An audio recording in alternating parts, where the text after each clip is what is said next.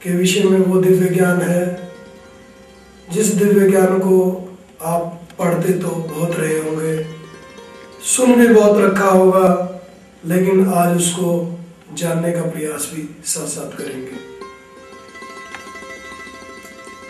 उस ईश्वर की बड़ी कृपा है कि उसकी कृपा से जब संयोग बनता है तो तभी हम लोग आपस में कुछ दिव्य आत्माओं का मिलन एक साथ होता है। जीवन निरर्थक बीता जा रहा है जिसका कोई अर्थ नहीं है। हम लगातार अपनी यात्रा तय करते जा रहे हैं और विचार नहीं कर पाते कि हमारा जीवन कहाँ जा रहा है। उस शांति को हम कैसे प्राप्त हुए, उस अशांति से हम शांति की तरफ किस प्रकार जा सकते हैं, आज हम उसका विचार करेंगे। जब जीव उत्पन्न होता है तो उत्पन्न होने से पहले माँ के गर्भ में वह मुख में जो जीव होती है वह जीव उसकी ऊपर की तरफ तालू में लगी रहती है, जहाँ ब्रह्मरंध्र से अमृत टपक रहा है और उसको चूसता रहता है, अर्थात खेचरी विद्या की तरफ रहता है। खेचरी मुद्रा में उसका ध्यान लगा रहता है।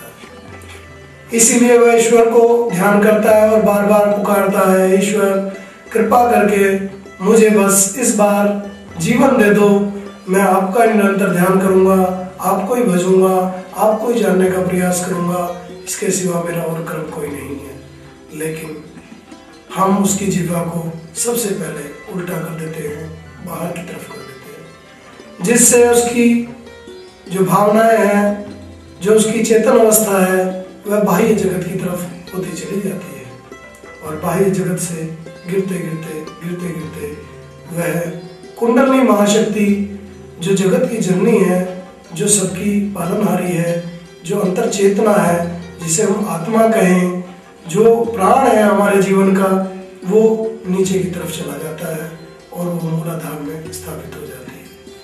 मूलाधार में कुंडलिनी महाशक्ति 3.5 चक्कर लगा के स्वयंभूलिंग के और नीचे की तरफ मुख करके लेटी हुई है, बैठी हुई है। उसी के कारण आज हम इस अंतर जगत को छोड़ के बाह्य जगत की यात्रा कर रहे हैं और परेशानियों से जूझ रहे हैं।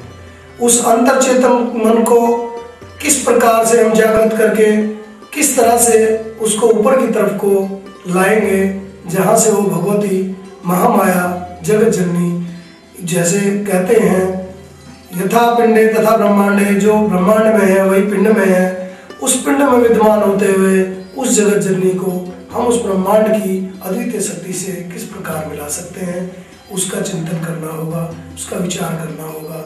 इसी रूप में, इसी श्रृंखला में मैं आपको बताने जा रहा हूँ कि जहाँ से कहते हैं कि मूलाधार निवासनी ईपर सिद्धि प्रदे, लगातार हम माँ भगवती की आरती में गाते हुए चले आए हैं। मूलाधार में निवास करने वाली वो भगवती माँ कुंडलिनी शक्ति बैठी है। यह पृथ्वी तत्व है। सबसे पहला चक्र हमारा मूलाधार है। मूलाधार जैसे नाम से ही मूलाधार है, मूल आधार, जिसका